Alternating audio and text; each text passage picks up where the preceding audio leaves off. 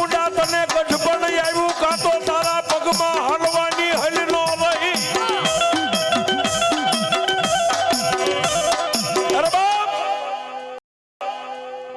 મનોમન પોતાના આત્માની માલબા વિચાર કરે છે કાં તો આજ ચામુંડાને ગઢપણ આવી ગયો ને કાં તો પગે પાંગળી થઈ ગઈ હોય અને કાં તો આ મુસલમાની રાજા જ્યાં સુબો રહ્યો ને એનાથી મારી ચામુંડા બી ગઈ હોય નહીતર એના મોઢામાંથી અવાજ ન થવા દેશે આટલું જ્યાં બોલ્યા ને સાહેબ ફાંસીના માસડે કાંગરાની માથે હમળીનું રૂપ લઈને આવ્યો સાહેબ હમળીનું રૂપ લઈને અને હમળીના મોઢાની માલપાથી અવાજ નીકળ્યો કે એ હાથિયા હાથિયા તો મને ચામુંડને એમ કહેશ કે બુઢી બની ગઈ મારા પગમાં હાલવાની હેલ ન રહી